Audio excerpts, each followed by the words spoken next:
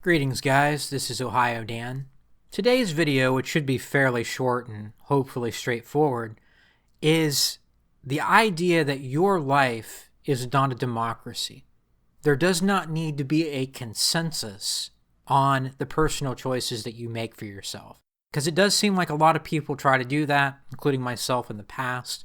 This is another thing that I've learned over time, is that it's not up to you to make other people happy with the decisions that you make for yourself. This isn't a democracy. There doesn't need to be a consensus. It's important not to make the mistake of thinking that other people have a say in your personal decisions when they are not directly impacted by the situation, or at least the role that you choose to play in a situation. Maybe they're impacted by it, but it's ultimately still your choice because they can still do what they want to do, but you choose to be part of something or not be part of something based on what you think is actually in your own interest. You don't need to form a consensus to decide upon what is best for you and your life. Those people who feel offended when you don't give them this sort of power over you, when they think that they deserve, along with other people that are thinking the same way they are, that they deserve to be able to convince you to do something else, that you should not choose the wrong option and you need to do what they want you to do. Those people probably don't need to have a place in your friendship circle in the first place, or at least not your inner circle of people that you actually consider yourself to be close to.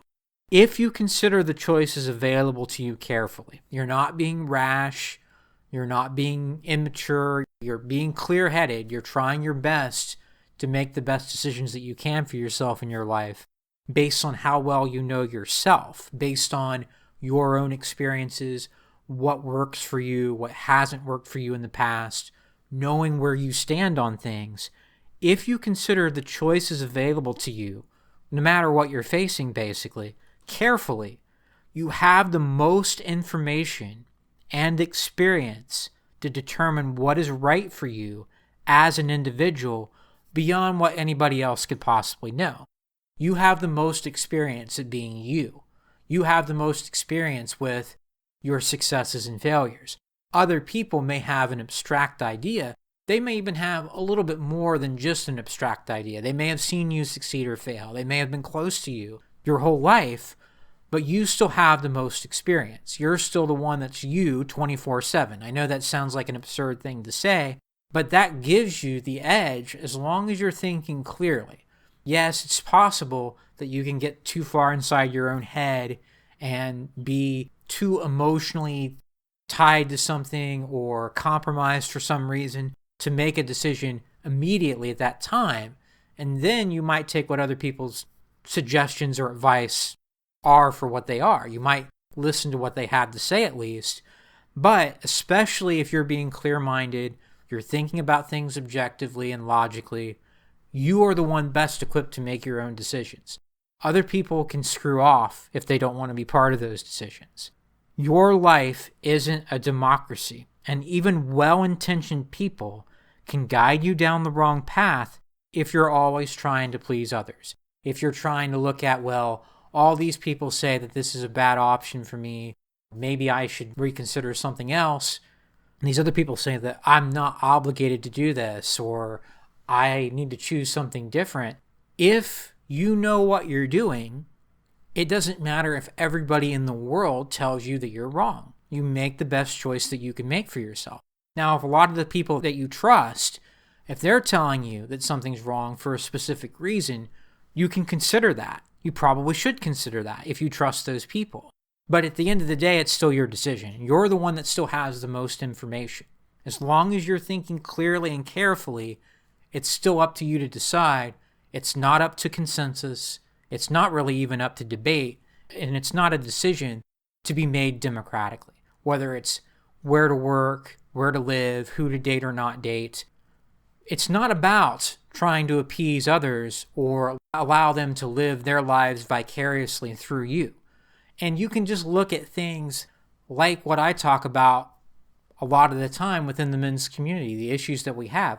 Look at how many people are still telling men to get married. Look at how many people are still telling men that they need to sacrifice something for their community that doesn't really care about them, and that frankly, in this system, society is pretty much stacked against you as a man today. Everybody's telling you, here are all your obligations and the things that you're supposed to do. Not literally everyone. Maybe you have some awakened people in your life that are telling you things that make sense. But if you just go with a consensus, you're going to make decisions that'll cause you to be exploited and taken advantage of today. As the message, as the propaganda that so many people buy into becomes more and more skewed about what you're supposed to do as a so-called real man, or you need to stand up for women, whatever the case may be, this is a really good example. This is a really good case in point for how you can be easily led astray trying to make your life a democracy. It's not. You make decisions based on the knowledge you have. If you're a self-aware man, when it comes to where things stand between men and women today, for example, you're going to ignore the traditionalists. You're going to ignore the people that have left-leaning views on gender ideology.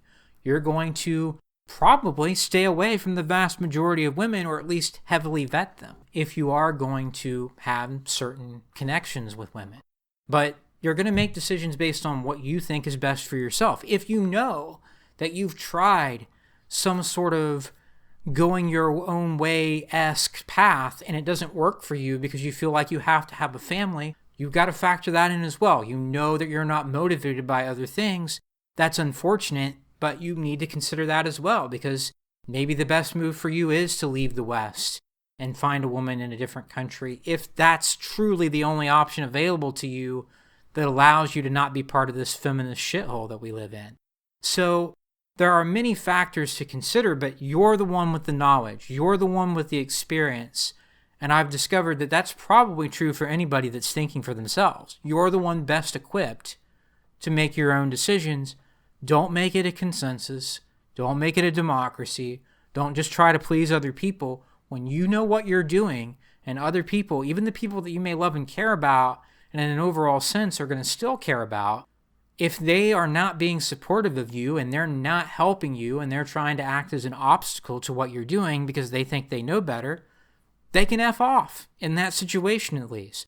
And if it's bad enough, they can F off altogether. That to me has worked so much better. If you're thinking for yourself, you're being objective, you're thinking clearly, then you're the one that's equipped to make decisions. Your own personal life and the things that you choose to do or not do, those aspects of life are not a consensus. They're not based on what other people think you should do. They are based on what you know is best for yourself.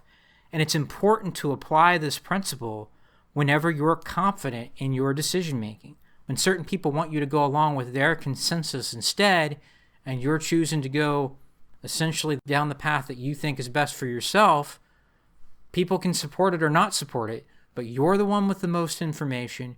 You're the one with the most experience at being you.